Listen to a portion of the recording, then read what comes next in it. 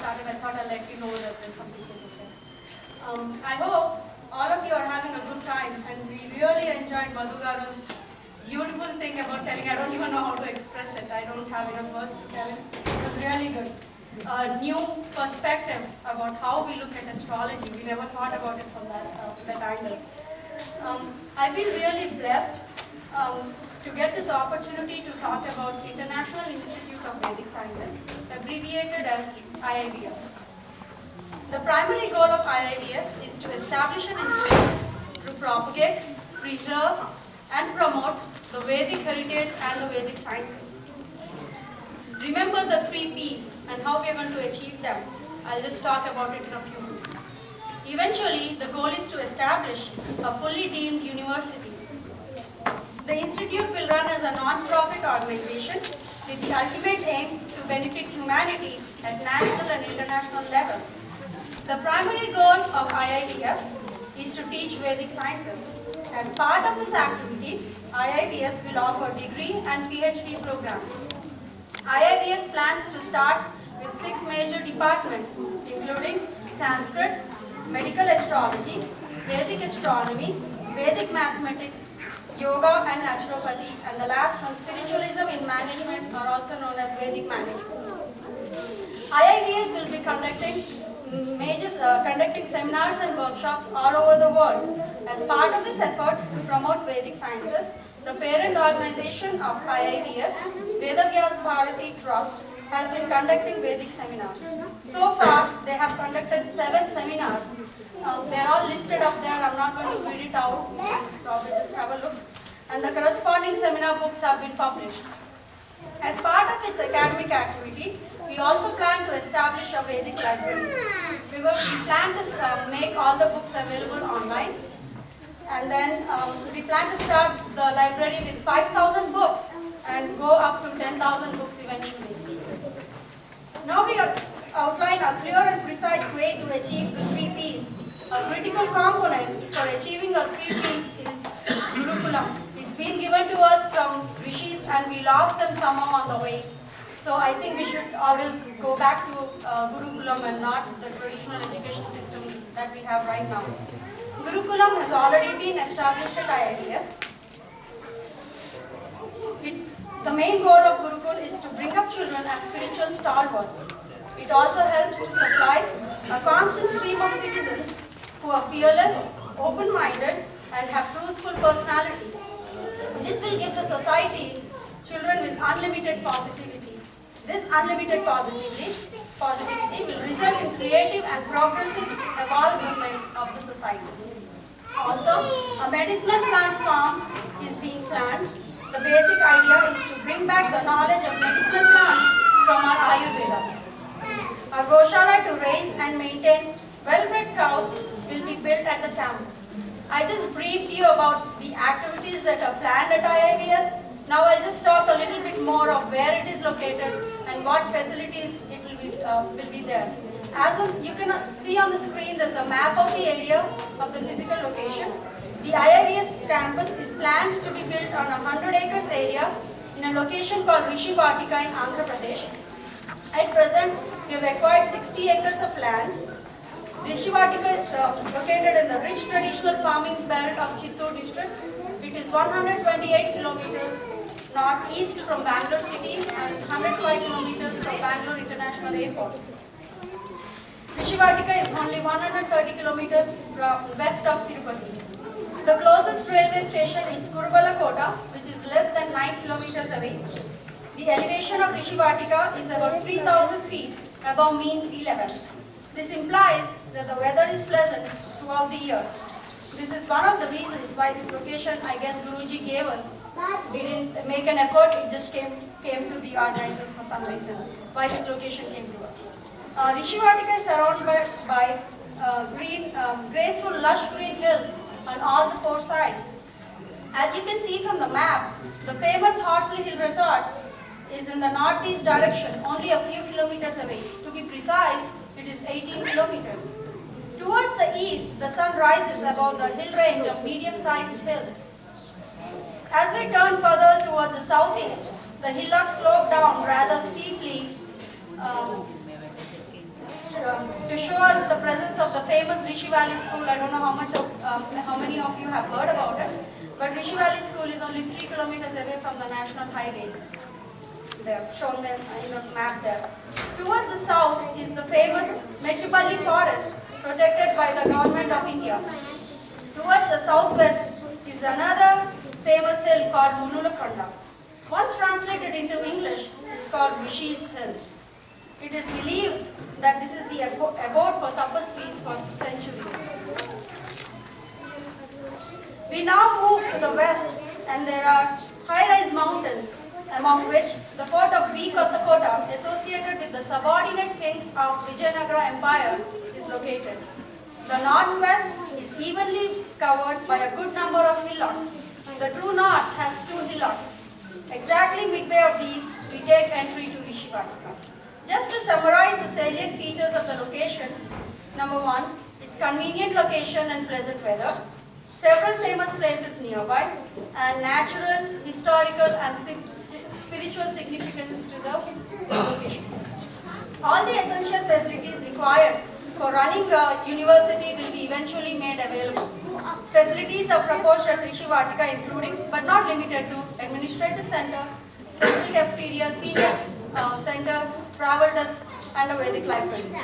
An administrative center is proposed to support various activities, including travel coordination, medical facilities, communication, visitor accommodations, and other organizational and coordination activities across the IIVS campus. Nitya Annadana program will begin once we have the central cafeteria ready. The central cafeteria will have all modern amenities for cooking and dining. Many NRIs have expressed a feeling that their parents back home who have retired after hectic work should have an ambience of the kind that Rishivatika has. Therefore, IIVS has started building a building, seniors hostel and center to provide care for them. Various programs would be administered to utilize the skills and services of the seniors for the institution and the community. A travel desk is also proposed at Rishivatika. The travel desk plans to provide transportation to the nearby railway station, bus terminals, airports at Bangalore and Chennai and Tirupati. This can be arranged on a cost basis. Medical facilities will also be made available on a normal cost for primary health needs. Communications like cell phones, internet facility, courier service, postal facility, nearby bank facility are all planned. To increase the ambience of the facility, we plan to at least 5,000 new trees of different types. The tree species will be carefully selected. Already this work has started and about 350 plants have been planted. You can see in the picture there, they harvested tomatoes, I think 2 months back. And also I think they had groundnuts that they harvested. And they have huge varieties of squash. You can see in the picture, they're just displaying it for us to have a look at it. And then I'll talk about the main ashram block that's under construction. That's the plan of the main ashram block. The building is octagonal in shape and has 8 sides or Ashtabhuja pattern, symbolizing goddess and the Sri Vidya Yantra. The building will have a central octagonal prayer hall with the statue of Saraswati Devi, with a dome constructed 4 stories high. The slab for the ground floor was just completed last month. We can take a look at the pictures. This is the architectural drawing that we have, and the building under construction. These are probably pictures taken about 3 or 4 months back. And this one is the latest one where the top slab is already been done. Now that I've given you an overview of the place, I just want on a personal note how I feel when I visited Rishivatika the past summer. We went there for 5 days, and before we left, I wondered, I'm going from such a crowded place, and how am I going to do in such a peaceful environment? Am I going to survive there for 5 days? But believe me, 5 days was too short. They turned out to be the best 5 days in the past recent history in my life, I guess. My 2 daughters, they're 7 and 5, really enjoyed. They helped planting trees and also taught the Gurukulam children some English. Also, on the other side, the Gurukulam kids taught them some Telugu and some slogans that they already learned. So on the last note, I want to say you can fully lean on Rishivatika for a spiritual support when it is complete. Also, we would like to invite you all the next time you visit India, please free to welcome Rishivatika. Thank you. Thanks, Padmadara, for giving an overview of our areas. As you have seen, in the process of getting completed, at least the first phase would be completed later this year, and the next year we would be commencing with the academic activities. I would like to now invite Satya Garu to say a few words.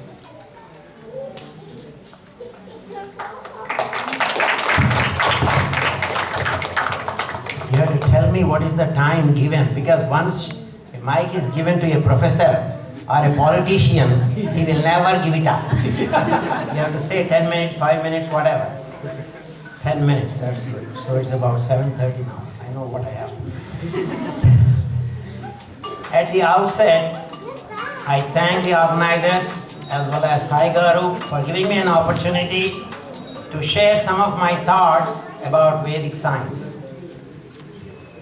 I am really touched by the various topics that are covered. I was given the book a couple of days back to review that and express my thoughts about what is being presented in that. It is very heartening to see how in our Vedas and in our scriptures, all the so-called modern scientific revelations have been described in great detail. But the only thing is, they are all covered. They are not being given the amount of publicity and exposure that they really deserve. And that will be the responsibility of youngsters and people like you who are dedicated to bringing to the knowledge of the modern world all the secrets of the Vedic science. When you get an opportunity, please go through that in detail, the various aspects, anecdotes, and the topics that are covered. The very basic word Veda means that which has to be studied, known. Veda means in Sanskrit, the meaning is that which has to be known. And you all know about the 4 Vedas and the components of Vedas. So I do not want to elaborate more on that, and our previous speaker has given very good rendition of how all these Vedas contain the secrets of nature. And the most important thing is, in our modern science, they always focus on the external world, objects, to make oneself happy, how to increase the service that is being rendered by the external objects, whether it is electricity through a fan or by giving an air conditioner for hot places like San Francisco or California, or give warmth to cold places like Canada. By the by, I come from Canada, a long way northeast of this place. I am from Halifax, Nova Scotia, where we need heat. It is quite cold. Right now it is about 35 to 40 degrees Fahrenheit. Now here you are having 80 or 75, whatever. So I am sweating here. So I need coolness. So the coolness is provided by the same power, electricity. Heat is provided by the electricity. Light is provided by the electricity. Rotation is provided by electricity. So what is electricity? Is it the rotation? Is it the heat? Is it the cold? But we all say it is a power. It is an energy that can be used for any of these external things. And all our attempts in the modern science are directed to make the individual happy by making the world outside livable, comfortable. But lo and behold, what about the individual? Is there any focus given to the individual? Nobody is bothered about the individual, because the happiness is for the individual. In our Vedic sciences, they have focused on the individual who has to be happy. It is not only the external things that make oneself happy, but the internal things like mind, intellect, feelings, emotions, thoughts. These are very important to make one happy. And the proper relation and understanding between the external world, the internal world, the individual and God. This trinity, this triputi has been described very elaborately in our Vedic sciences. So they talk about these Panchakoshas. Probably most of you are aware of this one. The human being has got Annamaya Kosha, Pranamaya Kosha, Manomaya Kosha, Vijnanamaya Kosha, Anandamaya Kosha. These are like sacks, one inside the other. And the soul is the most precious thing. And everything is possible only when the soul functions, when we have the life, when we have the Atman, when we have the self. So, what is your true nature? Are you the body? Are you your breath? Are you your mind? Are you your intellect? Are you your memory? Are you the ego? Beyond all this, you have the self. You have the consciousness. So all these Vedas, all the Upanishads, they teach this essential knowledge of who you are. Who am I? If a question is asked, who am I? What do you say? You give your name. I am Shastri. Who are you? I am a retired professor. Who are you? I am the husband of my wife. Who are you? All these descriptions are with relation to the body, location. I live in Canada. I am a Canadian. By the way, I am a Canadian. I took Canadian citizenship also. So we never come to think that we are the soul. We are the Atman. We are the self. And all the differences are in the external koshas only. But when it comes to the self or the soul, it is all one. There is no black soul, there is no white soul. There is no rich soul, there is no poor soul. There is no ignorant soul, there is no enlightened or knowledgeable soul. All these are for the matter vestures. That is the body, the mind, the intellect. But the spirit, it is all one and the same. And once this has been actually experienced, now we all have intellectual knowledge. It is nice to talk like this, for you to hear like this, and when you go out, it is a different matter. So every day we have to remind to ourselves, these Mahavakyas, they Aham Brahmasmi, Aham Brahmasmi. It's just not saying, but analyzing, reflecting, contemplating, and finally experiencing this truth is the purpose of human life. That's what Shankaracharya says in Vivek Chudamani.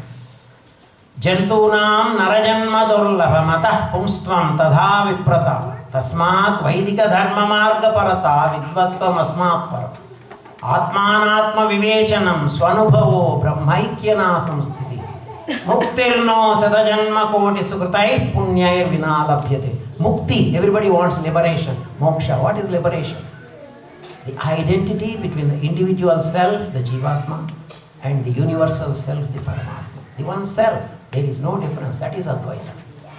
And when that is not done, there is no greatness between an animal and a human being. Ahara nidra bhaya maidhunancha pashubhe samana. They do it outside, we do it indoors. If only life is meant to eat, ahara, nidra, sleep, bhaya, fear of tomorrow, what is going to be tomorrow, next week, next month. And maidhanam is procreation, having children. If our life is limited to this, in what way we are better than animals? Only human life is very sacred. Out of 84 lakh species of creatures that are there on this planet, Manushyatva is extremely difficult. Jantunam narajanma durlabham. It's very difficult to get. Jantunam narajanma durlabham atah pumstvam tadha viprata. That is to have a spiritual mind. All of you are having that spiritual mind. Mumukshutva, tivra vairagya, dispassion to find the goal of human life. And Mahapurusha Samsrayam. That is to have the support of a great master like Guruji here. Once these are there, you are on the path and you have to consider yourself very fortunate to be progressing. But only getting that is not enough. One has to walk the talk. Talking is very simple, but you have to walk the talk. You have to progress on the path that is given in the Vedas, so on and so forth. Now I'm having 2 more minutes, so I will just refer to one example there in that one. I have read that one. There they talk about so many things like Divya Drishti and Dora Drishti. Those who have read Mahabharata, you know that Dhritarashtra, who is a blind king, was inquisitive, curious to know what is happening in Kurukshetra between the Kauravas and Pandavas. Krishna has given to Sanjaya a Divya Drishti by which even sitting in his palace, he could see what is going on in the battlefield. This is the example of Divya Drishti or Dora Drishti. And Arjuna is given Divya Drishti in the battlefield to see the Vishwarupa of Lord Krishna. Only Arjuna could see, nobody else could see. It is not only in those days that there are souls with that capacity. Even today, even in these modern Kali Yuga times, in 2012, there are people who are having that special siddhi. I just want to relate an example, as you have said one example. This is about a different guru. My guru is Sri Sri Ravi Shankar, who is the establisher of Art of Living Foundation. Some of you must have heard about this. This is an international organization with branches in 151 countries. The headquarters is again in Bangalore. It is on 27th kilometer Kanakapura Road. And I was in 1986. He came to Canada, to Halifax, first time, all by himself.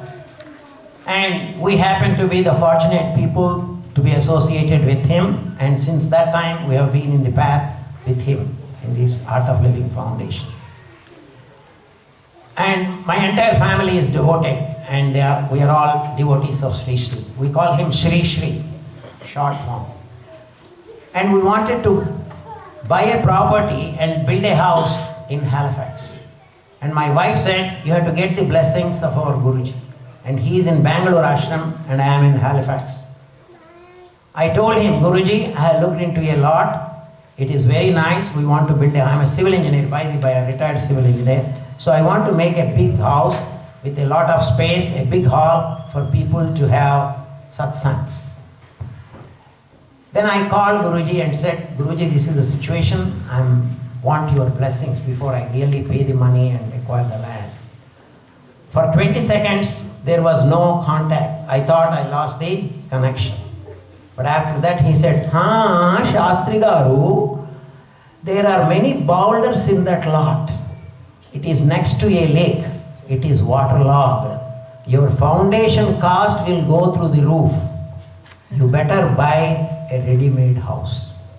These are his words.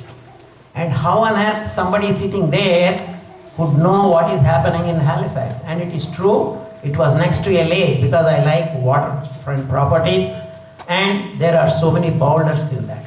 So the cost of the house would have been beyond my reach. So I just want to say that Duradrashti is a siddhi, and for Mahapurushas it is possible. They can always even know what you have got in your mind when you are just in their presence. You need not ask any question. He will give an answer to your question even before question was asked. So that is the greatness, and what all is given in this Vedic science book is all truth and it is evidence, and anybody can go to the references and verify for themselves. Thank you very much for your patience. I just finished.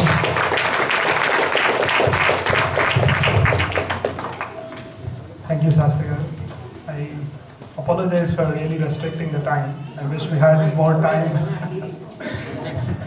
Probably we'll have one other session where we can allow everybody to just speak their mind. Thanks a lot. We have a few more minutes. We have a couple more speeches, and then we'll get to the end of the program. And then we have also Mahaprasada after this. I would like to now invite one of our young members from our group, Sriranga Naiki. She's going to, from her perspective, she's going to talk a little bit about the Vedic sciences book.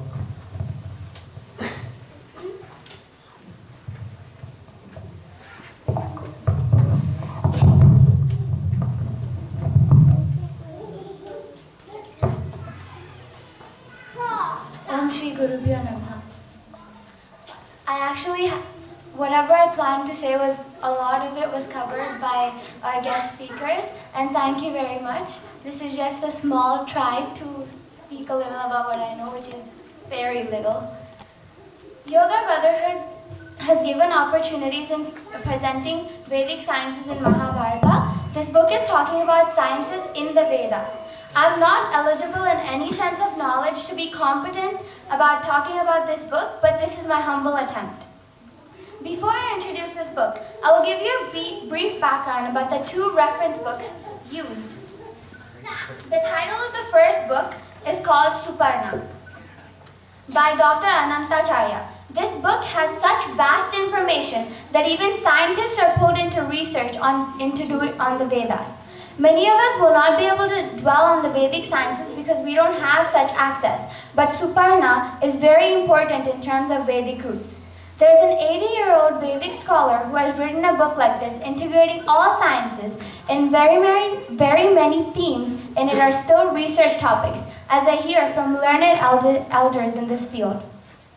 From this, I learned that there's a lot more that still has to be explored. This book is no less than a goldmine for Vedic sciences. I feel that no matter how many times you read this book, there's always something new and attractive in it. And I specifically use the word attractive because you would have acquired some information the first time you read it. And when you read it for the second time, you will find a correlation to this book. That is why you will find it attractive. The second book is something that you can all carry in your hands and immediately refer to as what the Vedic sciences actually are. Everybody naturally knows chemistry, physics, and biology. Here we're talking about Vedic sciences. Are they different from present sciences? In what ways are they different? Do the present sciences have traceable roots to the Vedic sciences which the Rishis have given to us? Are all these given to us by them, or has Newton ever referred to these? Has Einstein ever referred? Has the man who has Oppenheimer, the man who invented the atom bomb, ever referred to these? What are the roots? What are the linkages? Is there any connectivity? When you read and read and read, you find that there is some linkage, sometimes inspiration, sometimes reference, sometimes direct connectivity, sometimes derivative. All these are available. Modern sciences, what we have known that have developed in the last 1 or 2 centuries, definitely have some roots in them. Especially sciences like Vedic mathematics, Vedic sciences, and botany are deeply connected. Here it's not possible to go into those details, but the linkages between modern and ancient science will make a huge volume by itself. And it's a great field of research till this day. Dr. Vedavyashi has placed in her hands the book, What Are Vedic Sciences? Similarly, a large number of people have written about it. Historicity of the Vedic sciences and the books relating to these topics are as many as 50 are available today. But it will be a different topic to speak on those linkages. So now I present to you the book, Vedic Sciences in Mahabharata. I am not an expert on Mahabharata, neither am I an expert in Vedic sciences, but these books are still referred to me. I feel blessed to talk about it because I've known the author of this book. He's none other than my grandfather. With this small personal note, I have also known Sri Guruji, the author of What Are Vedic Sciences, from my birth. And I have not learned the Vedic sciences from him, but I have lived with him till I reached this land when my parent came here for a job. Therefore, with this inspiration, there's some sort of affluent connectivity between me, the author, and the inspirer. Therefore, I'm blessed to talk to you. This book has as many as 84 sections, 2 epilogues and references. Part 2 of this book, there are 12 annexures. Equally interesting annexures which have given personal experiences connected to the Vedic sciences. I'm not going in any serial order, but what has attracted me is something that will definitely stun you. The aircraft was first invented in India. The man who designed the aircraft is a Vedic scholar and mathematician. His name is Sri Shivkar Babuji Talpade. It is written here, look at the proof. It's not just somebody's random guess. It is written in the newspapers of 1896. Nobody less than the High Court Judge Mahadev Govind Rahnade has witnessed it in Mumbai.